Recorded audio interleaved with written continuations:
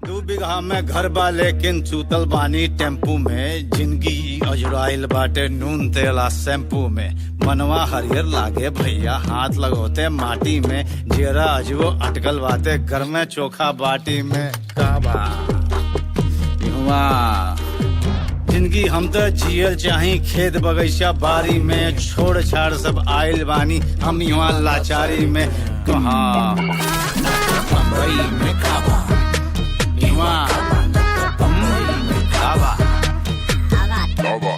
बन के हमसे कोटी वाला डबल ड्यूटिया खाटा तानी। घिबरी के बाती के जैसे रोज रोज हम घाटा तानी। केकरा इतना शौक बाटे मच्छर से कटवावे के चाहेला ए तेरे अपने के नर्वसावे के। काबा युवा काबा गाँव शहर के बिचवा में हम गजबे कन्फ्यूजी आइल बानी। 2 जून के रोटी खातिर बॉम्बे में हम आइल बानी। ना तो बम्बई में काबा onlinebhojpuri.com। हेलो हेलो सुनाता ए कहाँ बाड़ू ना होली में होता है। ठीक बा घी दूध आम माथा मिश्री मिलेला हमरा गाँव में। लेकिन यहाँ काम चलत बा खाली भजिया पावे में। कोई बका ना हो काम काज ना गाँव में बाटे मिलत नहीं नौकरिया हो। देखा कैसे हाकत बाड़े जैसे भेड़ बकरिया हो।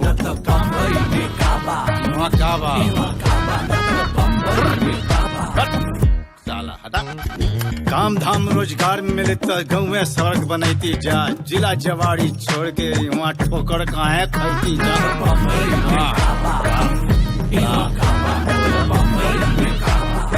का बैठा कैसे केहू दुखवा बाटे हम कितना मजबूर हई। लड़का फरिया मेहरारू से 1 बरिस से दूर हई। के छोड़ ले बा ये तरह अब हमहन के लाचारी में। अपना छूट की बुझिया के हम भर न सकी अकवारी में। ए बॉबी आना गोदिया में आओ ना। अरे यहाँ सूद ना जो गोदिया में सूद जो। बूढ़ पुरनिया माई बाबू ताल तलैया छूट गई। केकरा से देखलाई मनवा भीतरे भीतरे टूट गई। onlinebhojpuri.com।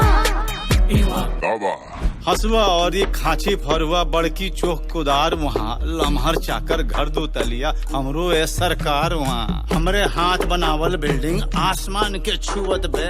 हम तो झोपड़ पट्टी वाला हमरे खोली छुअत बे। आके देखस हरिया बहुआ का भेड़िया धसान लगे। मुर्गी के दरवा में जैसे फसल सबे के जान लगे।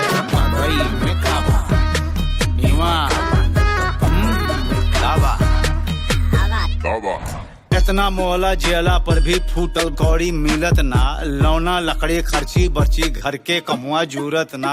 महानगर के तौर तरीका समझ में हमरा आवे ना। घड़ी घड़ी पर डांटे लोगवा ढंग से केहू बतावे ना। ना तो बम्बई में काबा बम्बई में काबा। अरे बम्बई में तो बम्बई ना क्या बोल रहे मुंबई है। हम तो बम्बई आए हमारी क्या चला। बम्बई हो गए मुंबई हो गए दिल्ली हो गए चेन्नई हो गए। हमनी के तो जान बहुत सांसद में फसल भय बाबू। जबरा के हथवा में भैया नियम और कानून वहाँ। छोट छोट बतियन पर हु कई देला सब खून हुआ है।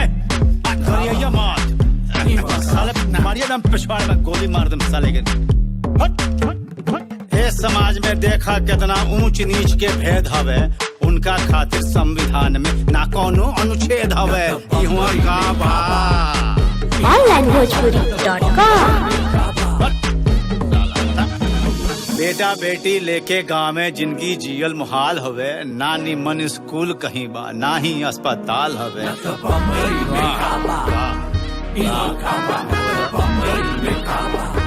का बैठा जुल्म होत बा हमनी संगवा कितना बर्दाश्त करी। देश के बड़का हाकिम लोग पर अब कैसे विश्वास करी। हम तो भुइया लेकिन तो बहुत ऊंच सिंहासन बा। सब जाने ला केकरा चलते ना घरवा में राशन बा। यहाँ का बा साहब लोग हाकिम लोग साहब लोग हमरो कुछ सुनवाई बा। गांव में रोगिया मरत बाड़े मिलत नहीं दवाई बा। बम्बई में काबा बम्बई में काबा चले गए। चलो बाबू, बड़ा लंबा रास्ता बा। जबले जान रही गोड़ चलत रही बाबू। चलो काना पे ले एकरा के चल ना, बानी नु हो। अरे कुछ ना 1500 किलोमीटर कहता लो, चल जाई आदमी। चल जाई। अरे बस, अरे भोलेनाथ के नाम ले चल बात बोल बम।